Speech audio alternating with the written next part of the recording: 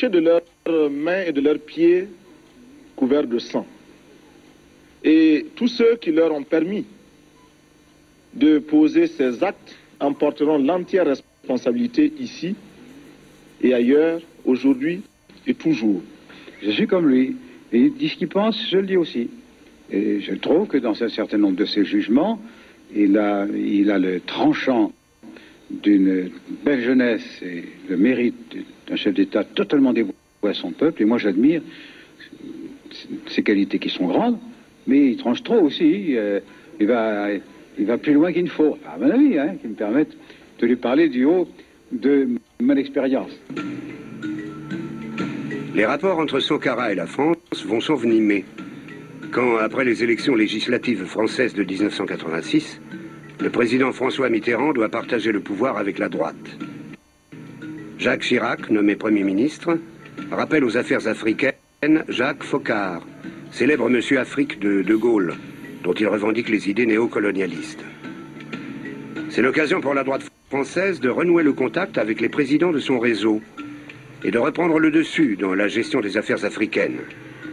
Félix Houphouët-Boigny, le président ivoirien, digne représentant de cette coopération France-Afrique, instrumentalisée par le réseau de Foccart, voit venir l'occasion de se débarrasser de la révolution burkinabé. Et l'homme qui était chargé du lien, du contact avec le président Houphouët-Boigny, c'était Blaise Compaoré. Et il est apparu assez rapidement que c'était son dauphin. Il n'aimait pas du tout Sankara, qui était un homme incontrôlable, imprévisible. Déjà Blaise, et c'est même lui qui lui a présenté son épouse actuelle. Et donc, Blaise lui doit beaucoup.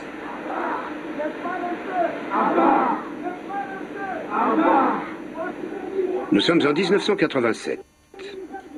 Sankara ne répond pas aux exigences d'une partie de la population, fatiguée après tant d'années d'efforts et de restrictions, et qui aspire à plus de libéralisme. Blaise Compaoré, toujours numéro 2 du pouvoir, profite de cette lassitude et du soutien de Félix Houphouët-Boigny, et indirectement de celui de la France, pour désavouer Thomas Sankara. Le cercle d'amis de Thomas Sankara se restreint. Selon le capitaine Boukari Kaboré, un de ses derniers et plus fidèles partisans, Blaise Compaoré est de plus en plus impatient de prendre le pouvoir. Moi, j'avais demandé personnellement à Thomas la permission là, justement, de mettre de l'ordre, c'est-à-dire d'arrêter le capitaine Blaise Compaoré, parce qu'il a de fomenter justement son assassinat. Il m'a dit non.